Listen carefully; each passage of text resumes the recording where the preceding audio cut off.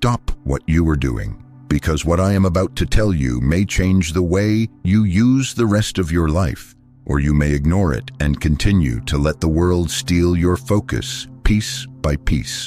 In the end, it is not time that slips away from you. It is your attention given freely to anyone who asks for it. Last week, I watched a man spend 4 hours arguing on social media. He typed, he refreshed, he defended himself to strangers who would forget his name by the next morning. When he finally put the phone down, he sighed and said, "I just don't have enough time anymore." He was not truly busy, he was robbed. His hours were taken not by work, not by duty, but by distraction. Perhaps you recognize yourself in that story. You start the day with energy, with a plan, with a list of what matters. Then a message appears. Then a conversation pulls you in. Then a headline takes your thoughts away. At the end of the day, you feel drained, not because you created, but because you reacted. You are not falling behind because you lack ability. You are falling behind because you have surrendered control of your mind. Others are steering it for you, and you wonder why you feel lost. 2,000 years ago, a man carried the weight of an empire on his shoulders. Armies depended on him. Provinces depended on him. Yet every morning and every night he returned to a simple act. He wrote to himself. He reminded himself of what could not be stolen. Marcus Aurelius, the emperor philosopher, left us his private meditations, words not meant for the world, but for his own survival. They were notes to guard his focus as if it were his very life. In the next few minutes, I am going to give you 8 sharp principles from Marcus Aurelius. 8 lessons to keep you from being pulled, delayed, and drained by the noise of others. 8 practices that will allow you to hold your attention steady, no matter how loudly the world demands it. If you stay with me, you will discover how no one can distract you, slow you, or waste your focus unless you give them permission. Principle 1. Master your judgment. Most men lose their focus, not because life overwhelms them, but because they give a reaction to everything that appears before them.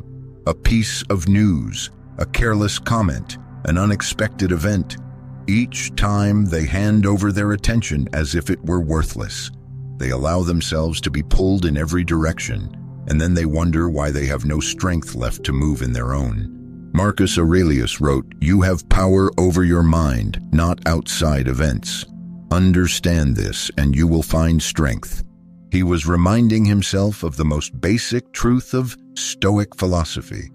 The world is filled with impressions, images, and voices. None of them can wound you or control you until you consent. Distraction is not in the event itself. It is in your judgment of the event. Think of how often you read a message that made you angry, and the next hour was lost in replies and imagined arguments. Think of how often you saw a headline that filled you with worry, and the rest of the day became heavy. The event itself was neutral. Your assent to it, your choice to let it inside, was what stole your focus. The practice is simple, but not easy. When something appears before you, pause and ask yourself one question. Is this within my control? If the answer is no, let it pass. If the answer is yes, act with clarity. Refuse to let the endless parade of impressions claim your energy. Choose which battles deserve your thoughts and which are nothing more than noise at the door. This is the first defense of a focused life. The man who cannot master his judgment will be mastered by the world. The man who can choose where to place his mind becomes unshakable. Affirm this to yourself. I control my judgment. Principle 2. Build the inner citadel. Too many men allow themselves to be pulled away from their work, their peace, and their strength by the slightest word of another. A colleague questions them, and their mood collapses. A friend makes a remark, and the rest of the day is unsettled. The outside world speaks, and they surrender their ground. Their focus is not lost in great battles. It is stolen in small moments. Marcus Aurelius called the mind a citadel, a fortress within that cannot be breached unless you open the gates yourself. He reminded himself daily that no insult, no disturbance, no demand from the outside had the power to enter unless he allowed it. Peace, he wrote, is not found in wandering across lands or seas, but in returning to yourself. The man who seeks calm in external places will always be unsettled. The man who builds it within will always be safe. The practical lesson is this: you must create a ritual that reminds you each day where your stronghold is. For some, it is the act of writing down a single, clear thought in the morning. For others, it is 10 minutes of quiet walking, free from devices, free from voices. For others still, it is the discipline of meditation, breathing slowly, watching the mind, returning it to stillness. Each practice is a stone laid into the walls of your citadel. Without such habits, your attention is exposed to every passerby. With them, you create a chamber that cannot be shaken by gossip, by argument, by sudden noise. When others lose themselves in the storm, you stand behind walls they cannot climb. Your time, your focus, your judgment remain yours. Affirm this to yourself: my mind is my citadel. Principle 3, memento mori, remember your mortality. Most men waste their focus because they live as if the supply of time is endless. They treat their hours as if there will always be more tomorrow, and so they give them away cheaply. They argue over trivialities. They chase after distractions. They delay the work of their soul. Only when a crisis comes, when death brushes close, do they realize how much was lost. Marcus Aurelius reminded himself each day that he was a mortal man, soon to be gone like all before him. Do not act, he wrote, as if you were going to live 10,000 years. Death hangs over you. While you live, while it is in your power, be good. His words are not an invitation to despair. They are a call to urgency. When you accept that your time is limited, every moment gains weight and distraction loses its charm. Think of the man who knows he has one day left. He does not waste it in gossip. He does not squander it in empty arguments. He does not scroll away his hours. He chooses carefully. He speaks only what matters. He spends his strength on what endures. The truth is that all of us are in this position, though we pretend otherwise. The practice is this: begin each morning by asking a simple question. If this were my last day, how would I spend it? Let that question shape your priorities. Let it strip away the noise. Let it call you back to the work that gives meaning. When you live with the awareness of death, you do not panic. You simply stop wasting what can never be restored. Affirm this to yourself: I live with urgency, not distraction. Principle 4, cut the noise. Distraction rarely comes in the form of a great crisis. It comes through endless noise. A stream of messages, a pointless debate, an article designed to provoke, a conversation that drifts with no direction. Hours are consumed not by deliberate choice, but by fragments of interruption that seem small at first, but become a mountain when added together. Marcus Aurelius warned himself of this danger. The greatest loss, he wrote, is the waste of time through attention to what does not belong to us. He knew that a man may lose years not through tragedy, but through countless minor diversions. Every time you let your focus be seized by what is not your concern, you abandon your own work and serve the purposes of others. Consider how many times you have turned to your phone and found half an hour gone. Consider the arguments you entered only to leave feeling empty. Consider the endless details of other people's business that filled your head while your own work remained untouched. The noise did not knock down your door. You invited it in. The practice is discipline in selection. Say no to what does not deserve your mind. Guard the gates of your attention with care. Decide which information strengthens you and which weakens you. Choose silence over chatter. Choose solitude over meaningless conversation. Choose clarity over the clutter of news that changes nothing in your life. When you treat your focus as a treasure, you do not leave it unguarded. This is not withdrawal from the world. It is participation with intention. You choose to engage where it matters and to close the door where it does not. Only then does your time become truly yours. Affirm this to yourself. I allow in only what serves me. Principle 5. Prepare for adversity. Many men lose their focus not because of the tasks before them, but because of the disappointments that arrive unexpectedly. A trusted colleague fails them.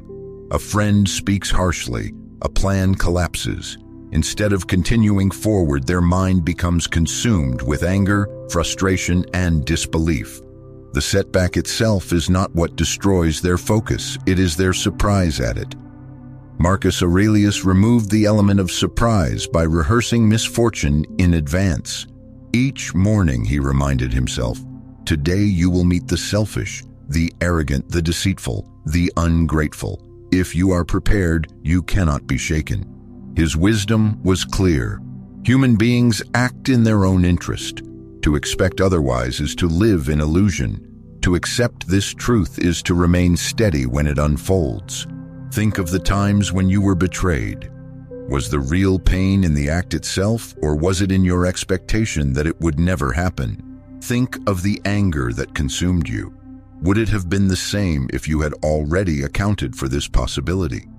Marcus teaches us that disappointment is not an interruption of life. It is life itself. The practice is to visualize adversity before it arrives. In the quiet of the morning, imagine the challenges that could appear that day. A broken promise, an insult, a loss. Then imagine yourself meeting each one calmly, without surrendering your work or your focus. This rehearsal builds resilience. When the event comes, you greet it as expected, and you move forward.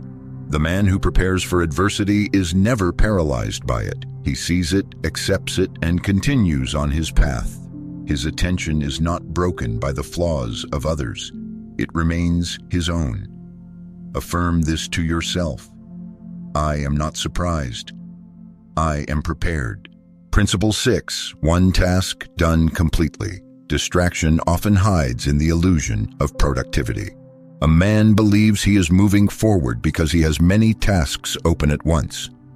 He checks his messages while drafting a report. He half listens to a meeting while making plans for later. At the end of the day, he has touched a dozen things but finished none. His energy is divided, and so is his life. Marcus Aurelius warned against this scattered way of living. Do not let your mind be carried away in many directions, he wrote. Do what is before you as if it is the last thing you will ever do. The wisdom here is simple. Life is not lived in fragments. It is lived in the depth of each act. The man who gives his full attention to one task creates strength and clarity. The man who divides himself among many becomes weak and distracted. Think of the times you lost an entire day to half-finished work. Each piece demanded your focus, but you gave it only a slice. The result was exhaustion without satisfaction. Contrast this with the power you feel when one meaningful task is brought fully to completion. The sense of closure and progress fuels you far more than scattered effort ever could. The practice is discipline in sequence. Choose the one task that matters most. Commit to it. Do not move until it is done. Then and only then turn to the next. This is not slowness, it is concentration. It is the refusal to dilute your attention across too many fronts. The deeper you go into one action, the more lasting its impact becomes. The man who lives this way creates not a blur of activity, but a legacy of completed works. His focus is sharp because it is whole. Affirm this to yourself. I finish what I begin. Principle 7. Embrace voluntary hardship. Distraction thrives in comfort. When life is too easy, the mind wanders. When every desire is met without resistance, the smallest interruption feels unbearable. A man who seeks only convenience becomes fragile. His focus slips away at the first sign of discomfort. He cannot hold steady because he has never trained himself to endure. Marcus Aurelius understood the necessity of hardship. Accustom yourself to simplicity, he advised. Embrace plain food, rough clothing, and honest labor. Prepare your body and your mind to withstand what fortune may bring.